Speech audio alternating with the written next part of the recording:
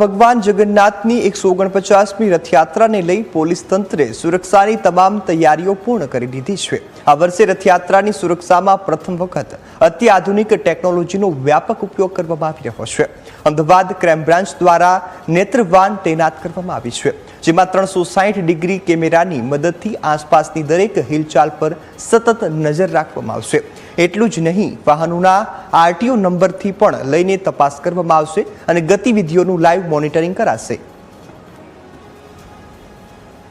અમદાવાદમાં 149મી રથયાત્રા લઈને પોલીસ તંત્ર સજ્જ બની ચૂક્યું છે। અત્યારે હાલમાં તમે જોઈ શકતા હશો દ્રશ્યોમાં જે પ્રમાણે ડ્રોન સાથે જ સીસીટીવી સાથે જ મોબાઈલ કોમ્યુનિકેશન એક ઓફિસ છે તે પોલીસ દ્વારા છે તે અત્યારે બનાવવામાં આવ્યું છે।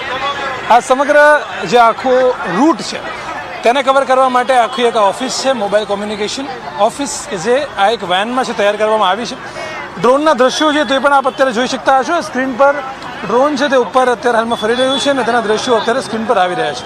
મહત્વનું છે કે આ આખા રૂટ પર આના થકી જે નજર છે તે રાખવામાં આવશે, જેના કારણે ક્યાંક ને ક્યાંક લોકોને ભક્તોને તકલીફ નહીં પડે। મેડમ, જે પ્રમાણે આ આખું આયોજન કરવામાં આવ્યું છે, ખૂબ જ સરસ એવું ડ્રોનના વિઝ્યુઅલ્સ મળી રહ્યા છે અને સાથે જ તે મોબાઈલ કોમ્યુનિકેશન એક ઓફિસ પણ તૈયાર કરવામાં આવી છે।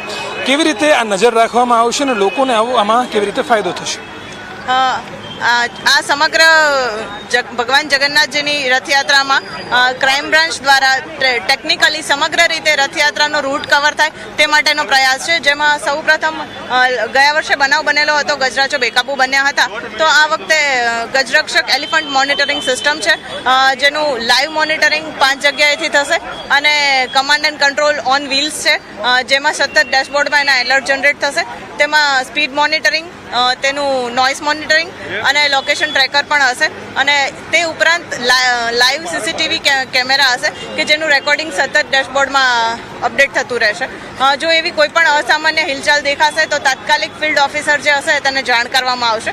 આ ઉપરાંત દિવ્ય નેત્ર વેન કે જે આપ જોઈ શકો છો, આ વેનમાં કોઈ પણ જે રૂટ પર પસાર થતી વ્હીકલ છે તો તેની નંબર પ્લેટ રીડ કરે છે અને આજુબાજુમાં આવતા તમામ વ્યક્તિઓના ફેસ પણ રીડ કરે છે। તો જો એવું કોઈ ગુનામાં વપરાયેલું વાહન કે એવી કોઈ પણ અસામાન્ય વસ્તુ કે વ્યક્તિ દેખાય તો તાત્કાલિક ફિલ્ડમાં પણ રૂટ પર આપણે મોનિટર કરી શકીએ। આ ઉપરાંત પિનાક 2.0 કે જે મંદિર પર ફેશિયલ રેકગ્નિશન સિસ્ટમ લગાવવામાં આવશે, જેમાં 65,000થી પણ વધારે પિક પોકેટર્સ અને અન્ય ગુનાઓના આરોપીઓની માહિતી છે કે જો આવા વ્યક્તિઓ મોટેભાગે ભીડનો લાભ લઈ અને ખિસ્સાકાતરુઓનો બનાવ બનતો હોય છે તો પિક પોકેટર્સનો ડેટા છે જે આપણને આવા વ્યક્તિઓને તાત્કાલિક ડિટેક્ટ કરવામાં મદદરૂપ થશે।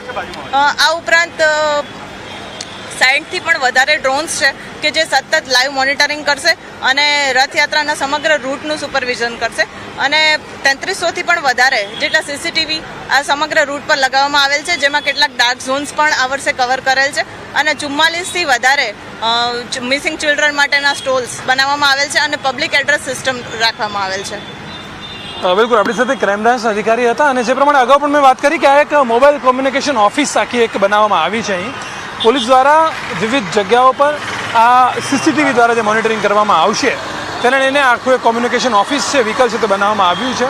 અહીંથી તમામ રૂટ પરના જે સીસીટીવી છે સાથે જે ડ્રોન છે આ તમામના વિઝ્યુઅલ્સ છે તમને મળી રહેશે અને ઇમરજન્સી ગંભીર કોઈ પણ પ્રકારની જો એવી ઘટના બનશે તો તુરંત જ તે પોલીસ જે કર્મચારીઓ છે તે જગ્યા પર મિનિટોમાં ત્યાં પહોંચી વળશે અને આ જે ઘટના છે તેમાં બને તેટલી ઓછી લોકોને તકલીફ પડે અને પોલીસ છે તે બને તેટલી જલ્દી તેમાં એક્શન લઈ શકે તે માટે તમામ આયોજન છે તે કરવામાં આવ્યા છે। કારણ કે ન્યૂઝ કેપિટલ, અમદાવાદ।